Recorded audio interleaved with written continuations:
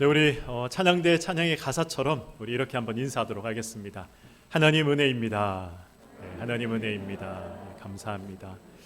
네, 우리 지난주에 우리 튀르키예와 시리아에 우리 지진이 나서 2만 명이 넘는 사람들이 죽었다, 이렇게 뉴스에 나오고 있습니다. 우리가 이렇게 안전하게 하나님 앞에 예배 드릴 수 있는 것, 또 이 자리에 나와서 하나님 앞에 예배 드릴 수 있는 것, 오늘 찬양의 가사처럼 모든 것이 다 하나님 은혜인 것 같습니다. 우리 하나님 은혜에 감사하며 우리가 또 하나님 말씀 우리가 귀담아 들으며 또 말씀대로 살겠습니다 고백하는 그런 시간 되길 소망합니다.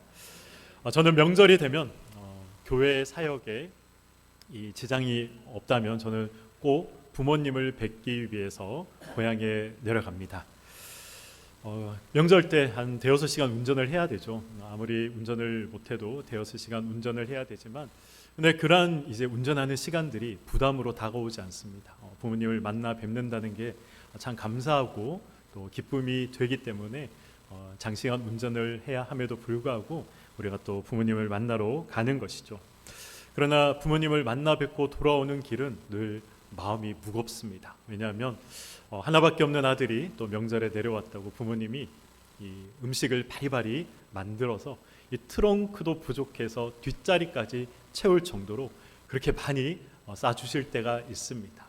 그리고 부모님 앞에 부모님께 이제 용돈을 드리면 자주 드리지도 못하고 많이 드리지도 못하지만 또 이 아들이 드리는 용돈을 받는 것이 부모님이 또 부담스러워서 기쁨으로 그렇게 받으신 적이 거의 없었습니다. 그래서 늘 명절에 부모님을 뵙고 올라오는 길에, 혹은 또 부모님을 뵙고 올라오는 길에 늘 마음이 무거운 것이 사실입니다. 그러면서 제가 하는 생각이 있습니다. 제가 효자는 되지 못되더라도 불효자는 되지 말자, 이러한 마음을 종종 다짐하곤 합니다.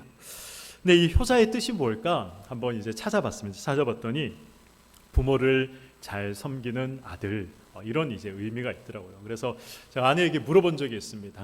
당신이 생각하기에 나는 효자 같느냐, 이렇게 이제 물어봤더니 제 아내가 뭐라고 답했을까요? 이 세상에 100명의 효자가 있다면 당신이 1등이다, 그렇게 이야기를 하는 거예요. 제가 이 와이프의 이런 말을 듣고 웃어야 할지 울어야 될지 몰랐습니다. 왜냐하면 효자라고 검색을 하면 연관 검색어로 어떤 게 뜨냐 하면 효자 남편이 검색어로 같이 나왔습니다. 효자 남편 검색을 눌러보면 어떤 내용이 나오는지 아십니까? 최악의 남편, 효자 남편, 이런 내용들이 나옵니다.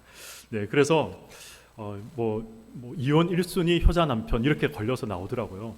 네, 제 아내가 물론 그런 의미로 말하지 않았다는 것 여러분들 알아주시기 바랍니다. 오해 없으시길 바랍니다. 근데 왜 이런 이제 검색어들이 있을까, 이런 말들이 생겨났을까 한번 생각을 해봤습니다. 생각을 해보면 대부분의 이제 이런 말들이 생긴 이유가 있더라고요. 남편이 지혜롭게 행동하지 못하기 때문에 그런 거죠. 이 아내 입장에서는 자기 친정 식구들만큼이나 이 시댁 식구들이 하는 것만큼이나 친정 식구들에게 좀 해줬으면 좋겠는데 남편이 생각이 없다는 거죠. 그래서 섭섭한 마음에 이런 마음이 들지 않을까, 또 아내를 생각하기보다는 부모님을 더 많이 생각하기 때문에 또 아내들이 이런 마음들을 가지고 있기 때문에 이런 말들이 생기지 않았을까 한번 생각을 해봅니다. 지난해 참 있어서는 안 될 많은 일들이, 폐륜적인 일들이 일어났습니다. 어떤 일들이 일어난지 아십니까?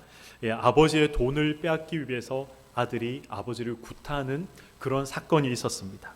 그리고 아들이 이 어머니를 간호하고 있던 이 아버지의 얼굴과 배를 가격하는 그런 이제 폐륜적인 일들도 있었던 것이죠. 방 청소가 제대로 안 됐다고 해서 이 노구의 어머니를 향해서 앉았다 일어났다를 시키고 머리까지 박게 하는 그런 일들이 있었습니다. 이런 이제 필연적인 이야기들이 기사에 막 올라오니까 사람들이 댓글에 어떤 댓글을 다는지 아십니까? 아니, 그런 자녀들은 다 사형시켜야 된다, 이런 이야기들을 사람들이 댓글로 달기 시작했습니다.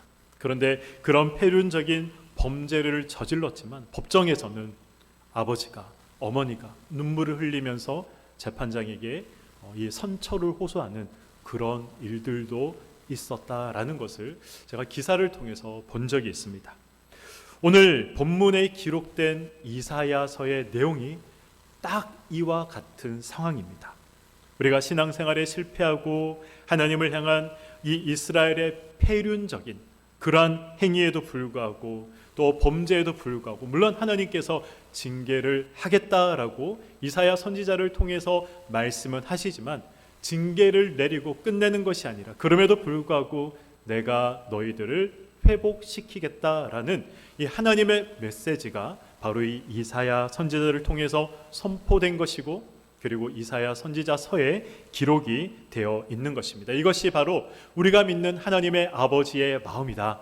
그것을 이사야 선지자가 말씀하고 있는 것이죠. 이사야 선지자는 상당히 오랜 기간 동안 이 남유다의 선지자로 활동을 했습니다. 오늘 본문 1절에 보면 어떤 왕들 시기에 이사야가 활동을 했는지 기록이 되어 있죠. 어떤 왕들이었습니까? 우시아와 요담 왕 때, 아하스와 히스기야 왕 때 이사야가 선지자로 활동을 했습니다. 그래서 이 기간들을 추산을 해보면 60년이 넘는 시간이었습니다. 60년이 넘는 시간 동안 이사야 선지자가 선지자로 활동하면서 하나님의 마음을 이야기했던 것이죠. 왕들에게, 이스라엘 백성들에게 이렇게 살면 안 된다, 돌아와야 된다, 돌이켜야 된다, 회개해야 된다, 이것을 끊임없이 외쳤던 것입니다. 이사야 선지자가 활동하던 이 남유다 왕국에 두 번의 위기가 찾아왔습니다. 이사야 선지자가 활동하는 이 60년이라는 이 기간 동안 어떤 위기가 찾아왔습니까? 첫 번째 위기는 아하스 왕이 통치할 때 찾아왔습니다. 아하스 왕이 통치할 그 시기에 고대 근동 지역에 신흥 강대국으로 떠오르는 나라가 있었습니다. 우리가 잘 알고 있는 아수르, 학교에서 배웠던 아시리아, 이런 이 나라가 이제 강대국으로 급부상하고 있었죠. 그런데 그 당시에 패권을 쥐고 있었던 나라가 어디냐면 아람이라는 나라였습니다. 아람. 그래서 이 아람 왕과 북이스라엘 왕이 우리가 서로 동맹을 맺고 아수르로부터 우리를 지켜내자, 저 아수르를 무찌르자, 그렇게 이 동맹을 맺게 됩니다. 아람 왕의 이 르신과 북이스라엘의 베가 왕이 동맹을 맺게 되죠. 그리고 남유다에게 너도 우리와 함께 동맹을 맺자 요청을 합니다. 그런데 이사야 선지자가 아하스 왕에게 이야기를 하죠. 동맹을 맺으면 안 됩니다. 그것은 하나님의 뜻이 아닙니다 라고 이야기를 했고, 아하스 왕이 그래서 동맹을 거절하게 됩니다. 거절하자 어떻게 됩니까? 북이스라엘과 아람의 연합군이 쳐들어오게 되는 것이죠. 이것이 첫 번째 위기였습니다. 두 번째 위기는 무엇일까요? 우리가 잘 알고 있는 대로 히스기야 시대에 이제 아수르 제국이 쳐들어오게 되는 것입니다. 아수르, 아시리아, 이 민족이 얼마나 무서운 민족인지 아마 아십니까? 역사에 관심이 있는 분들이라면 아마 이 아수르 제국이 사람들을 어떻게 죽였는지 잘 알고 계실 것입니다. 사람의 가죽을 벗겨 죽였습니다. 사람을 다 불태워 죽였습니다. 쇠꼬챙이로 사람들을 꿰어 죽였습니다. 자신들에게 항복하지 않으면 너무 끔찍한 일들로 사람을 죽였던 것이죠. 그래서 이 아수르 제국의 군대가 몰려온다, 이 소식을 들으면 듣기만 해도 이 전의를 상실시켜 버릴 정도로 굉장히 이 공포스러운 민족이 바로 이 아수르 사람들이었습니다. 그래서 대부분은 아수르 군대가 쳐들어오면 성문을 열고 아수르 왕에게 나아가서 내가 당신의 부하가 되겠습니다, 종이 되겠습니다, 이렇게 머리를 숙이는 것이 그때 고대 근동에 일반적으로 있었던 일이었습니다. 그런데 히스기야는 달랐습니다. 그는 결단했죠. 내가 이방 민족에게 머리를 숙이는 것이 아니라 하나님께 머리를 숙이겠다, 하나님께 도움을 구하겠다, 그렇게 결단하고 성전에 나가서 옷을 찢고 베옷을 입고 하나님 앞에 기도했습니다. 우리가 잘 알고 있는 것처럼 하나님께서 이 모든 기도를 들으시고 그 위기에서 건져주셨던 것이죠. 이것이 남유다의 두 번째 위기였습니다. 그러나 문제는 이 두 번의 침략으로 인해서 남유다 대부분의 국토가 다 황폐하게 되었다는 것입니다. 그래서 오늘 본문 7절은 이 남유다의 상황이 어떠한가에 대해서 기록을 하고 있는 것이죠. 7절의 말씀을 제가 한번 봉독하도록 하겠습니다. 너희의 땅은 황폐하였고 너희의 성읍들은 불에 탔고 너희의 토지는 너희 목전에서 이방인에게 삼켜졌으며 이방인에게 파괴된 같이 황폐하였고 딸 시온은 포도원의 망대같이 자매밭의 원두막같이 에워싸인 성읍같이 어떻게 되었다고요? 겨우 남았도다라고 말씀하고 있습니다. 나라가 멸망은 하지 않았지만 겨우 버티고 있었다. 이것을 말씀하고 있는 것이죠. 남유다의 모든 지역들이 두 번의 전쟁으로 인해서 철저하게 파괴되고 황폐하게 되었던 것입니다. 그래서 겨우 남아 있었던 것이죠. 북이스라엘이 멸망한 것과 같이 남유다도 이제 멸망을 목전에 두고 있었던 것입니다. 사사기, 우리가 잘 알고 있는 이 사사기의 마지막 장이 어떻게 끝나는지 아십니까? 마지막 장, 마지막 절이 어떻게 끝나는지 아십니까? 우리 사사기 21장 25절의 말씀을 함께 읽어보도록 하겠습니다. 시작.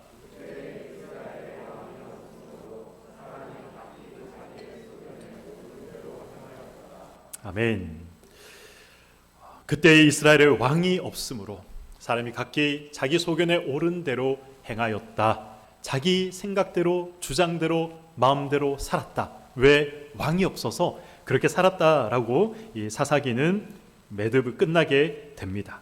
그래서 우리는 이런 질문을 할 수 있습니다. 그렇다면 왕이 있었더라면 이스라엘 백성들이 죄를 범하지 않을 수 있었을까?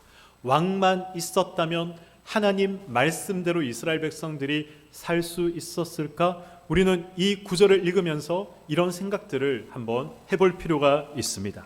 그래서 하나님은 사사시대 이후에 어떻게 하십니까? 사사시대를 종결짓고 하나님께서 왕정시대를 그들에게 허락을 하셨습니다. 그것을 기록한 것이 열왕기 상하 그리고 역대기 상하의 내용인 것이죠. 열왕기와 역대기에 기록된 이 왕정시대의 이 결과는 무엇입니까? 수백 년 동안 이어져 오던 왕정시대의 결과는 나라가 망하는 것이었습니다. 북이스라엘과 남유다로 나라가 나뉘어지고 이 두 나라 모두 망하는 것으로 이 왕정시대가 끝나게 되는 것이죠. 처참한 실패로 마무리되었습니다. 우리는 왕이라고 생각하면 어떤 생각을 가지고 있습니까? 왕의 직분을 생각하면 어떤 지위를 가진 자로, 권력을 가진 자로 생각을 합니다. 그러나 성경은 왜 왕이라는 제도를 하나님께서 주셨을까요? 왜 왕을 하나님께서 세우도록 허락을 하셨을까요? 우리가 이 부분도 살펴볼 필요가 있는 것이죠. 하나님이 세우신 왕은 어떤 역할을 감당해야 마땅한 사람이었습니까? 단순히 자기에게 주어진 권력을 마음껏 휘두르라고 하나님께서 왕을 세우지 않았습니다. 백성들에게 문제가 있을 때, 어려움이 있을 때 하나님을 바라볼 수 있도록 하나님께서 세우신 사람이 왕이었던 것이죠. 하나님은 왕을 통해서 우리의 필요를 채우실 수 있는 분은 하나님이시다. 우리의 문제를 해결할 수 있는 분은 하나님이시다. 이것을 말씀하도록 하기 위해서, 이것을 가리키도록 하기 위해서 하나님은 왕을 세우셨습니다. 어떻게 본다면 왕은 이정표와 같은 사람들입니다. 세상을 살아가는 우리들도 마찬가지입니다. 우리는 다 왕 같은 제사장입니다. 그래서 세상 사람들에게 우리의 문제, 우리의 어려움, 이 모든 것들은 하나님만이 해결하실 수 있다라는 것을 보여줄 수 있는 이정표가 되어야 하는 것이죠. 우리가 이 사실을 잊고 산다면 우리 왕정시대의 결말과 동일한 결말이 우리 시대에 도래할 수 있다는 것을 우리는 기억할 필요가 있습니다. 이 사실을 알고 있었던 사람이 있었습니다. 우리가 잘 알고 있던 다윗이죠. 다윗은 골리앗 앞에 떨고 있는 이스라엘 백성들을 향해 어떻게 외칩니까? 전쟁은 칼과 창으로 하는 것이 아니다. 전쟁은 하나님께 속한 것이다 라고 외치며 골리앗 앞에 나아갔습니다. 이스라엘 백성들이 우리는 힘이 없어서, 우리는 저렇게 훌륭한 장수가 없어서 그렇게 떨고 있다, 싸울 수 없다, 그렇게 생각할 때 이 하나님께서 기름 부으신 다윗이 아니다, 너희들이 가진 것이 없어서 승리를 못하는 것이 아니라 하나님의 이름을 들고 나가지 않았기 때문에 그런 것이다, 그것을 말하며 다윗이 전쟁에 나아갔던 것입니다.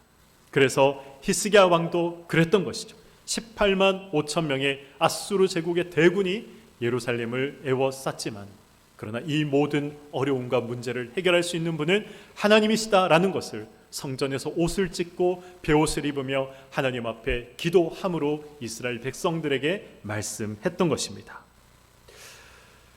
이것은 왕의 역할이었던 것이죠. 창조주이시며 구원주이시며 그리고 공급자이시고 해결자이신 하나님을 바라보도록 하는 것, 그 하나님께 인간의 시선을 초점 맞추도록 하는 것이 바로 왕의 역할이었던 것입니다. 이것을 하나님께서, 이것이 왕을 세우신 하나님의 목적이었던 것이죠. 그러나 이 일은 이스라엘의 첫 번째 왕부터 실패하게 됩니다. 이스라엘의 첫 번째 왕이 누구입니까? 사울이죠. 사울 왕 때부터 왕이 없어서 자기의 소견대로 마음대로 살았다, 그렇게 이스라엘 백성들이 생각을 했지만, 그래서 하나님께서 왕을 세워주셨지만 그 왕, 첫 번째 왕조차도 하나님 마음에 합한 자로 살아가지 못했던 것입니다. 그리고 솔로몬 때에도, 우리가 알고 있는 지혜의 왕 솔로몬 때에도 어떤 일이 벌어집니까? 솔로몬이 죽고 난 다음에 나라가 반으로 갈라지게 됩니다. 남유다와 북이스라엘로 갈라지게 되죠. 이 유다와 베냐민 절반의 베냐민 사람들이 남쪽에 있었고, 그리고 10개의 지파와 또 나머지 베냐민 반지파가 북쪽에 있었습니다. 그래서 이 북이스라엘과 남유다로 나뉘어진 것이죠. 남유다, 왜 남유다는 남이스라엘이 아닌가, 우리가 이렇게 생각할 수 있는데, 이 북이스라엘, 이 10개의 지파와 또 베냐민 반지파가 이 북쪽을 차지하고 있었기 때문에 그 이스라엘이라는 이름을 북이스라엘이 가지고 가게 된 것이고, 이 유다는 물론 유다와 이 베냐민 반지파가 합쳐져서 나라를 이루었지만, 그러나 대부분의 국민들이 유다 지파였기 때문에 남유다라고 그렇게 이제 이름을 하는 것입니다. 어쨌든 우리가 이 주의 깊게 한번 살펴봐야 할 점은, 성경은 북이스라엘이 이 다윗 왕가로부터 분리되어 나왔기 때문에 하나님께서 그 정통성을 인정하지 않았던 것입니다. 그래서 역대기를 보면 남유다 왕들의 기록만 다 기록이 되어 있습니다. 역대기에 북이스라엘의 왕들은 단 한 사람도 기록되어 있지 않습니다. 고대 근동 지역에서 이 왕의 권력은 누구로부터 부여받는 것이라고 사람들이 생각을 했습니까? 신으로부터 받는 것이다 라고 생각을 했습니다. 그래서 이 왕이 세워지면 우리가 믿는 신이 세운 왕이다 라고 생각을 해서 그 왕에게 절대적으로 복종을 했습니다. 그런데 이 신이 세운 사람이 아니다 라고 생각이 되어지면 왕의 권위가 설 수 없었던 것이죠. 그래서 북이스라엘 이 왕들이 어떤 일을 저지르게 됩니까? 우상을 세우게 됩니다. 우리도 신으로부터 왕권을 위임받았다, 그렇게 이야기를 하는 것이죠. 그래서 베델에서 단에 금송아지를 세우고, 이 레위 지파에서만 성전을 섬기고 또 제사장을 할 수 있었지만, 그러나 다른 지파의 사람들을 세워서 이 제사장의 일을 맡도록 했던 것입니다. 북이스라엘 왕들 중에 하나님을 신실하게 섬겼던 사람이 있을까요, 없을까요? 단 한 사람도 없습니다. 하나님께서 인정하지 않는 왕조였고, 그리고 우상을 섬기는 왕조로 시작을 했기 때문에 본받을 것이 없었기에 하나님의 마음에 합한 자가 나올 수 없었던 것이죠. 그래서 이 북이스라엘은 하나님께서 인정하지 않았던 그러한 이 왕가였던 것입니다. 남유다는 다윗의 정통성을 물론 잘 유지를 했습니다. 그런데 그렇다고 해서 모든 왕들이 다 선한 왕이었고 하나님 보시기에 좋은 왕들은 아니었죠. 우리가 알고 있는 것처럼 우상을 섬기는 자들도 나왔습니다. 하나님 앞에 폐륜적인 행위를 하는 사람도 나왔습니다. 특별히 오늘 본문 1절에 등장하는 아하스 왕이 대표적인 사람입니다.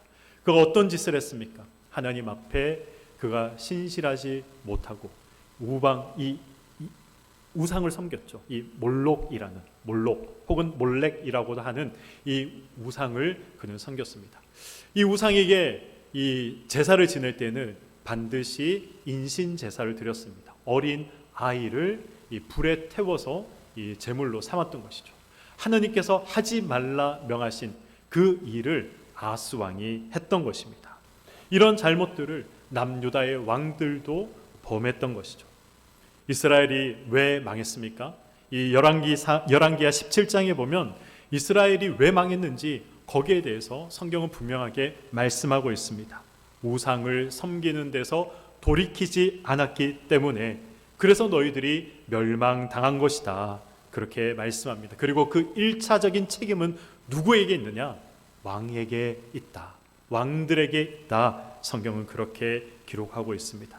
연속되는 이 왕들의 악행으로 인해서 하나님께서 이스라엘 백성들을 심판하셨던 것이고, 그래서 결국은 북이스라엘도 망하고 남유다도 멸망당하게 되었던 것입니다. 이스라엘이 왜 하나님을 섬기는데 실패했을까요? 우리에게 한번 적용해 본다면 왜 우리가 섬기는 하나님을 섬기고 믿는 이 일에 우리가 늘 좌절하고 실패하고 시험에 드는 것일까요? 하나님의 뜻과 우리의 뜻이 다르기 때문에 그렇습니다. 우리는 늘 눈에 보이는 것, 나의 원대로 소망대로 일들이 진행되어지기를 우리는 소원합니다.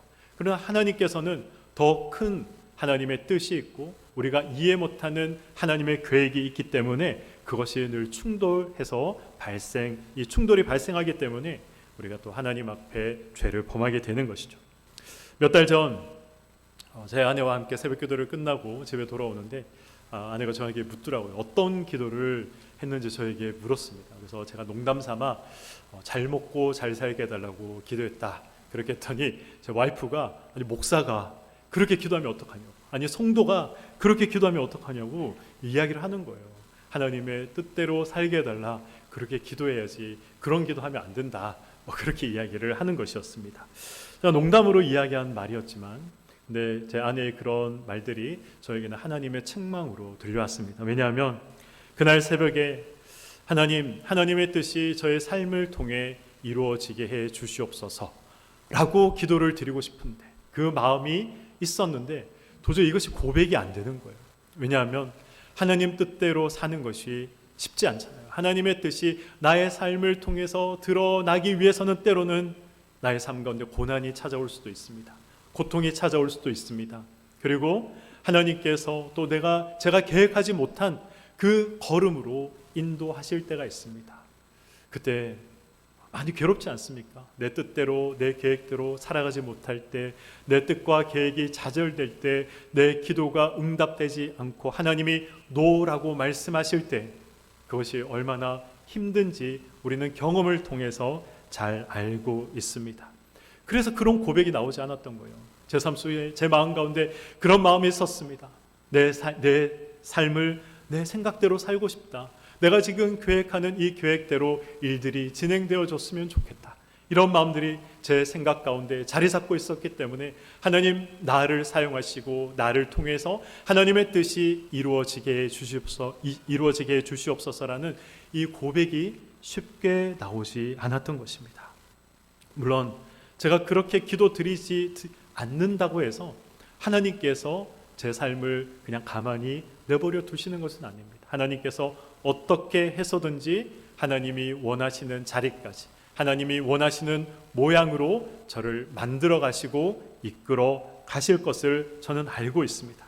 그럼에도 갑자기 그런 기도를 하는 것이 참 두렵다라는 마음이 제 마음 가운데 들었던 것이죠. 농담으로 아내에게 잘 먹고 잘 살게 해달라 기도했다, 그렇게 제가 이야기를 했지만 그러나 돌이켜보니 정말 잘 먹고 잘 사는 것, 그것을 위해 제가 기도를 하고 있었던 것입니다. 이처럼 나의 기도와 내 마음의 소원이 하나님의 뜻과 충돌할 때 우리는 고민하게 되고 갈등하게 되는 것입니다. 이것이 신앙인이 오늘을 살아가는 우리가 직접 부딪혀야 하는 현실적인 신앙의 문제인 것이죠. 이스라엘 백성들도, 특별히 이스라엘 왕들도 마찬가지였습니다. 자신의 소원과 하나님의 뜻이 충돌할 때 하나님의 뜻을 따르지 않았습니다. 자기의 배를 채웠고 자기의 욕심대로 살았으며 자기의 계획대로, 자신의 소원대로, 자신이 원하는 대로 인생을 선택하고 결정을 했던 것입니다. 이런 왕들의 행동과 이스라엘 백성들의 행동으로 인해서 하나님께서 분노하셨던 것이고, 그래서 이사야서 1장부터 하나님은 이스라엘 백성들을 향해 다짜고짜 책망하고 계신 것입니다. 이사야서에서 우리가 만나는 이스라엘의 이 역사는 말기로 가고 있었습니다. 바꾸어 말하면 점점 멸망의 시간이 가까워오고 있다는 것이죠. 하나님의 이 징계를 받을 그 시간들이 가까워오고 있었다는 것입니다. 이미 북이스라엘은 아수르에 의해서 멸망당하고 나라가 사라졌습니다. 그리고 남유다도 곧 멸망당할 것입니다. 이런 일들을 통해서 성경이 우리에게 오늘 나에게 하시는 말씀이 무엇인가, 우리가 이것을 한번 살펴봐야 하는 것이죠. 현실의 우리의 문제들을 극복하기 위해서 우리가 보통 이렇게 생각을 합니다. 지금은 힘들고 어렵지만 하나님 말씀 잘 듣고 순종 잘하면 다 해결될 것이야, 그렇게 이야기할 때가 있습니다. 우리가 하나님 잘 믿으면 우리 삶 가운데 어려움이 없을 것이야, 그렇게 생각을 합니다. 그리고 설령 어려움이 있더라도 빨리 회개하고 돌이키면 하나님께서 그 즉시로 깔끔하게 해결해 주실 것이야, 이렇게 우리가 생각할 때가 있다는 것이죠. 그런데 우리가 생각하는 것과 우리 삶 가운데 나타나는 것이 정확하게 일치하지 않을 때가 있습니다. 그래서 이 부분이 어려운 것이죠. 우리가 잘하는 것이 없이, 우리가 또 사실 이스라엘 백성들이 멸망당한 것이 그들의 선택에 의한 것임을 우리가 기억할 필요가 있습니다. 그래서 우리도 하나님 앞에 잘한 것이 없고 잘못된 선택을 하면 그 결과의 열매를 우리가 먹게 된다는 것을 우리가 기억할 필요가 있는 것이죠. 이사야 선지자를 비롯해 구약의 가장 중요한 내용은 그러나 이것을 말씀하고 있는 것입니다. 너희들의 죄로 인해서 징계를 받지만 그 징계로 너희들의 삶이 끝나는 것은 아니다라는 것입니다. 너희들의 나라가 사라지고 다른 민족의 노예로 팔려간다 하더라도 하나님께서는 그 모든 것들을 담아내어서 너희들의 삶을 인도하실 것이다. 너희들의 삶을 하나님께서 원하는 자리까지 이끌고 가실 것이다. 이것을 말씀하고 있는 것입니다.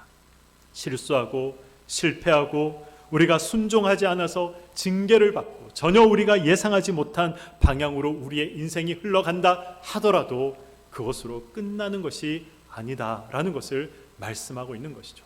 이스라엘 백성들을 보십시오. 그들의 나라가 멸망당했습니다.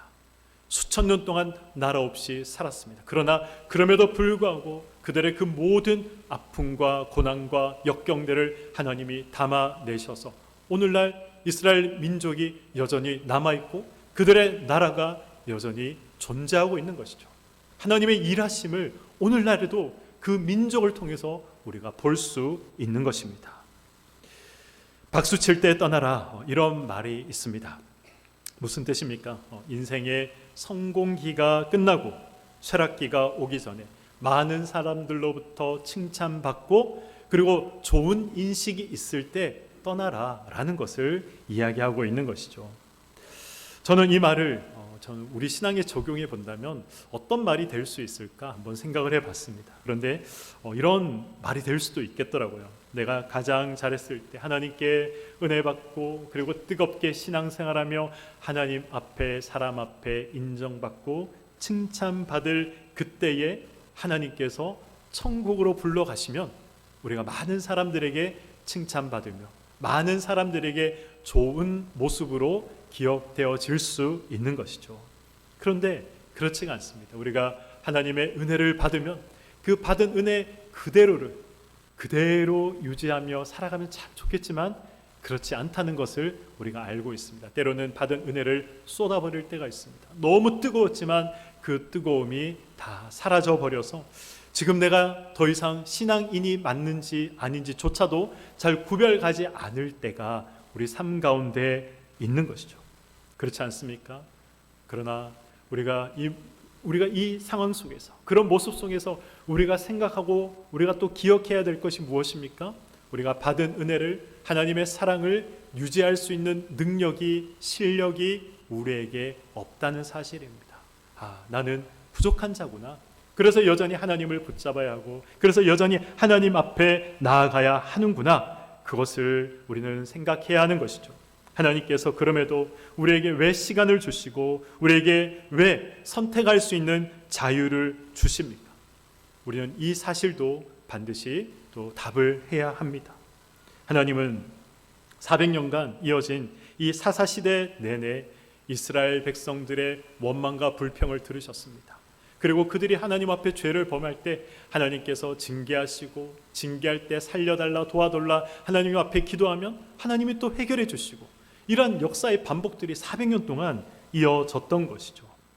이러한 이스라엘 백성들의 모습을 보면 탕자의 이 비유를 말씀하신 예수님의 말씀이 생각납니다. 아버지가 아버지에게 재산을 요청합니다. 재산을 주죠.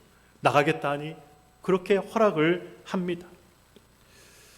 이스라엘 백성들도 왕을 요구하자 하나님이 왕을 주셨습니다. 살려달라 요청하자 하나님이 또 살려주십니다. 하나님께서 왜 이렇게 이스라엘 백성들 가운데 역사를 하실까요? 거기서 하나님은 우리에게 기회를 주시고 선택하게 하시고 우리의 선택의 결과가 무엇인지 보게 하셨던 것입니다.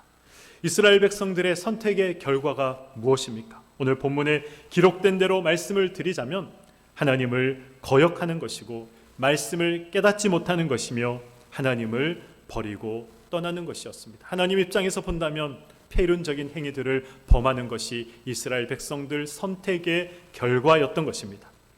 이 모든 것은 우리가 잘못해서 일어난 결과들이죠. 잘못해서 그렇게 됐으니 다음에는 잘해보자. 다음에는 잘못된 선택을 하지 말고 좋은 선택을 해보자. 우리가 그렇게 생각을 하지만 다음에도 여전히 잘못된 선택을 하는 것이 우리의 모습입니다. 옳은 선택을 했다 하더라도 그것을 끝까지 유지할 수 없는 것이 우리들의 모습인 것이죠. 그렇다면 하나님은 우리가 이 가진 선택이, 우리가 가진 자유가 무엇인지, 그것이 무엇인지 너희들이 실체를 보라 말씀하고 있는 것이죠. 너희들에게 자유를 주었지만 결국 그 자유로 너희들이 죄를 범하는데 사용하는구나. 너희들에게 선택할 수 있는 모든 선택과 결정권을 너희들에게 주었지만 결국 그 선택과 결정의 결과가 무엇이냐? 죄밖에 없는 것이 아니냐? 그것을 말씀하고 있는 것입니다. 그래서 이것을 말씀하시죠. 하나님께서 그 결정과 선택의 결과를 통해서 비록 그것이 아픔이고 실패고 좌절이고 낙심이라 하더라도 그러나 그 결과를 통해서 배워라. 왜냐하면 내가 포기하지 않고 여전히 만들어 가고 있기 때문에, 너희의 인생을 만들어 가고 있기 때문에 실패한 그 속에서 그것이 무엇인지 배워라 말씀하고 계시는 것입니다. 오늘 본문 2절에서 9절의 말씀에 그 내용이 무엇입니까?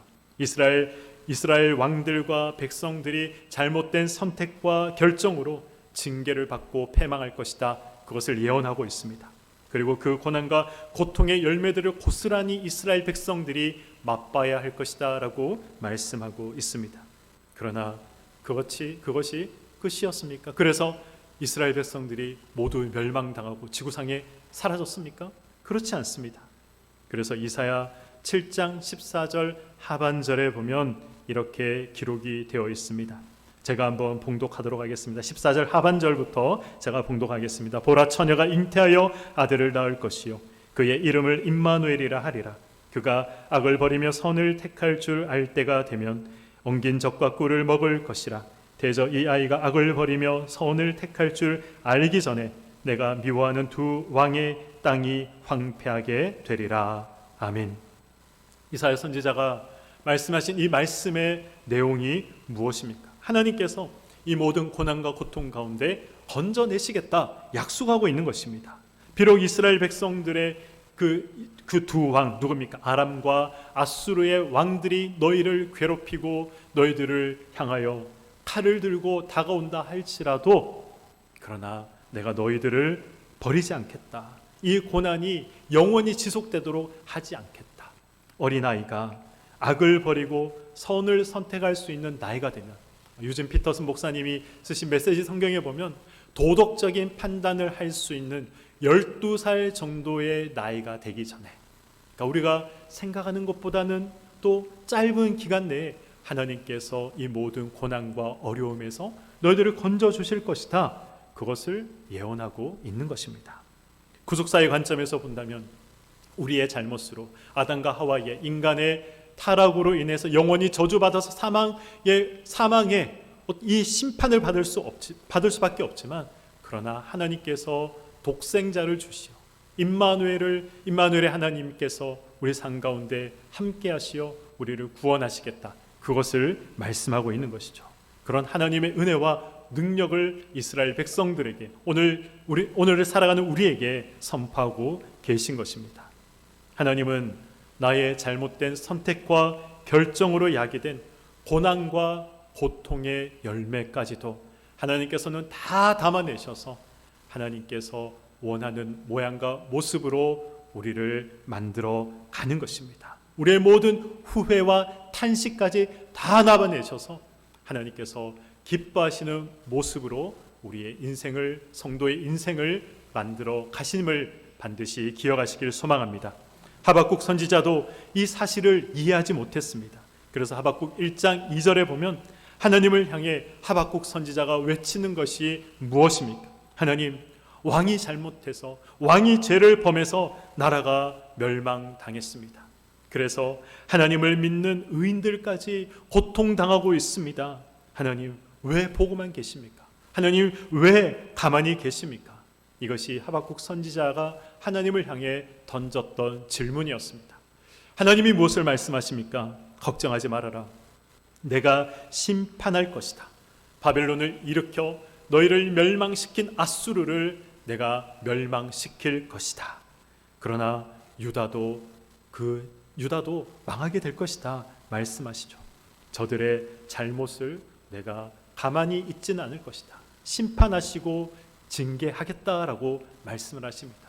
이 말을 들은 이 하박국 선지자가 펄쩍 뛰면서 반문합니다. 아니, 하나님, 유다의 왕이 잘못하고 백성들이 잘못해서 하나님의 징계를 받는 것은 알겠지만, 그러나 그 가운데서도 의인들이 있지 않습니까? 여전히 하나님을 사랑하고 여전히 하나님 앞에 성실하게 충성되게 말씀대로 살아갔던 의인들까지 하나님께서 징계하시겠습니까? 그렇게 하나님 앞에 반문을 했습니다. 그러자 그때 하나님께서 우리가 잘 알고 있는 그 유명한 말씀을 하십니다. 무엇을 말씀하셨습니까? 오직 의인은 믿음으로 살아가는 것이다. 그렇게 말씀하고 있는 것입니다. 우리가 예수를 믿는다고 해서 세상의 이 역사에서 우리가 배제되지는 않습니다. 예수 믿는다고 해서 우리가 이 코로나 시국 3년을 지나면서 예수 믿는 사람들이 코로나에 걸리지 않았습니까? 저도 걸렸습니다. 많은 예수 믿는 자들이 코로나에 걸렸습니다. 똑같이 코로나에 걸릴 수밖에 없고 전염병의 위험에 노출될 수밖에 없습니다. 우리가 예수를 믿는다고 해서 우리나라와 민족의 운명에서 우리가 제외될 수 있습니까? 아닙니다.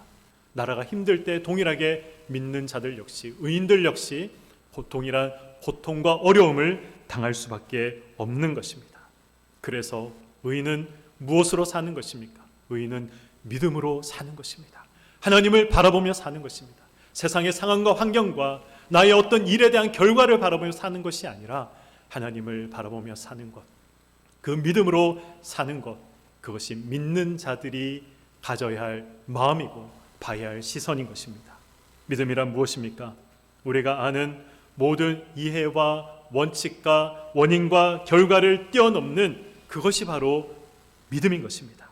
죽으면 모든 것들이 끝나야 하지만 부활이 있는 것처럼 아담의 실패로 온 인류가 저주받아 사망의 저주 속에 영원히 살아가야 하지만, 그러나 예수께서 이 땅에 오신 것처럼 우리가 자초한 이 재앙이 재앙으로 끝나지 않는다는 사실을 믿는 것이 믿음이고, 이것이 바로 구원인 것입니다. 우리는 이 구원을 어디서 받게 됩니까? 죽어서 천국 가야 이 구원을 받는 것입니까? 아닙니다. 구원은 오늘을 살아가는 이 현실의 세상 속에서 우리가 구원을 받는 것입니다. 타락한 창조 세계 속에서 우리가 구원을 받는 것이죠. 그리고 예수 그리스도께서 다시 이 땅에 재림하실 때 이 모든 창조의 역사들이 완성되는 것이고 구원이 완성되는 것입니다. 지금은 힘들고 어렵고 우리의 인생이 굽어도는 것처럼 보인다 할지라도 하나님께서 나의 삶을 만들어 가시는 과정임을, 우리의 역사를 만들어 가시는 과정임을 반드시 기억하시기를 소망합니다.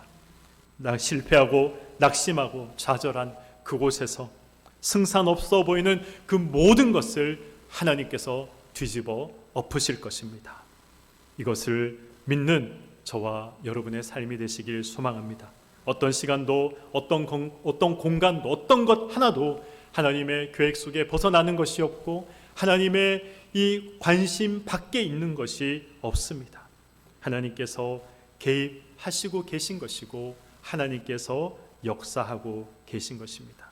그래서 우리는 이 고백의 자리에까지 나아갈 수 있어야 됩니다. 어떤 고백의 자리입니까? 내가 겪는 모든 현실, 내가 속한 모든 상황, 나의 어떤 실패와 실수와 후회로 인한 내 인생, 그것으로 인해서 내 인생이 망하지 않는다는 것입니다. 하나님께서 이 모든 것들조차 내가 다시 시간을 돌리고 싶어하는 그 실수와 실패와 그 어려움조차 하나님께서는 담아서 하나님께서 보시기에 좋은 모양으로 우리의 삶을 만들어 가시는 것입니다. 하나님은 나의 탄식과 후회까지 담아서 역사하시는 분임을 기억하시길 바랍니다. 그래서 우리는 기대할 수 있습니다. 지금은 어렵고 힘들더라도 이것까지 담아 하나님이 어떻게 역사하실까 우리가 기대할 수 있는 것이죠. 이 한 주를 살아가시면서 이 기대를 가지고 살아가시길 소망합니다. 어떻게 역사하실까? 이것마저 하나님께서 어떻게 사용하실까? 우리가 기대하며 주님 앞에 나아가는 우리 교회 성도님들의 삶이 되시기를 주님의 이름으로 간절히 축원드립니다. 아멘.